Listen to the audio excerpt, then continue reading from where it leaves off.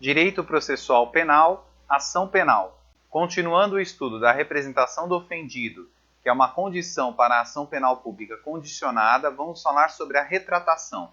E a retratação nada mais é do que o arrependimento do ofendido, o que é diferente da retratação disposta no artigo 107.6 do CP, que diz respeito à retratação do ofensor. E o artigo 107 diz que extingue-se a punibilidade pela retratação do agente, nos casos em que a lei a admite. Dessa forma, a retratação é exercida após o exercício do direito e até o oferecimento da denúncia. Após o exercício do direito, porque, enquanto o direito não é exercido, estamos falando da renúncia, que foi estudado no princípio da oportunidade, em que falamos em que um dos instrumentos para o exercício do princípio da oportunidade é a renúncia, que se dá antes do oferecimento da queixa ou representação.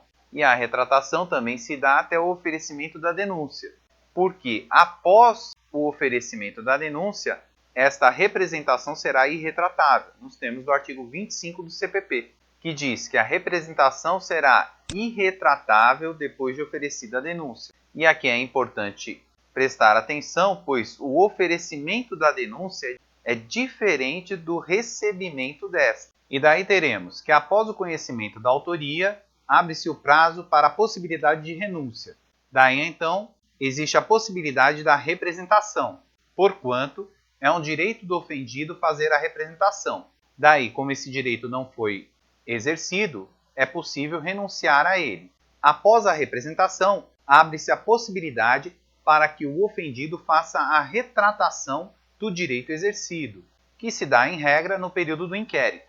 No entanto, após o oferecimento da denúncia, essa representação será irretratável.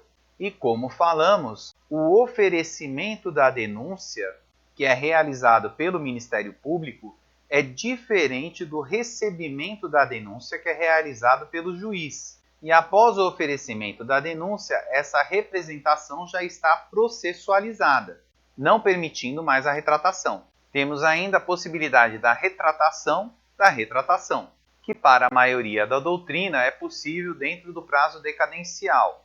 Inclusive, a jurisprudência aceita isto de forma pacífica. Portanto, o prazo total seria a contagem do prazo até a primeira retratação e até a segunda retratação, que seria de 6 meses. Temos ainda a retratação em relação à Lei Maria da Penha. Nesse caso, ela é possível dentro do prazo decadencial, salvo no caso de lesão corporal, não importando a extensão dessa, nos termos dessa ADI 4424 de 2012 do STF, que julgou procedente a ação direta para, dando interpretação conforme aos artigos 12, inciso 1 e 16, ambos da Lei 11.340 de 2006, que é a Lei Maria da Penha, assentar a natureza incondicionada da ação penal em caso de crime de lesão corporal, pouco importando a extensão dessa, praticado contra a mulher no ambiente doméstico, nos termos do voto do relator por maioria, em sessão presidida pelo ministro César Peloso. Portanto, salvo nos casos de lesão corporal, os crimes de ação penal pública condicionada que estão na Lei Maria da Penha serão passíveis de retratação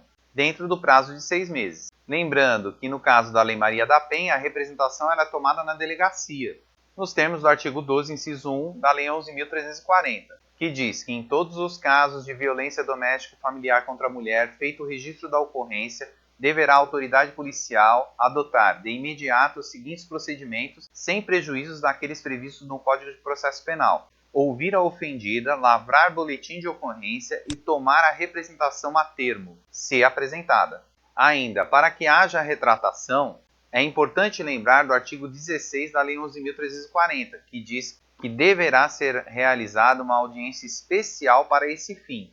No entanto, essa audiência somente será realizada em casos de ação penal pública condicionada e que tenha prévia manifestação da parte em retratar-se. Portanto, ela não é cabível nos casos de lesão corporal e também não é determinada de ofício. É somente se houver essa situação de manifestação de retratação e nos casos de ação penal pública condicionada.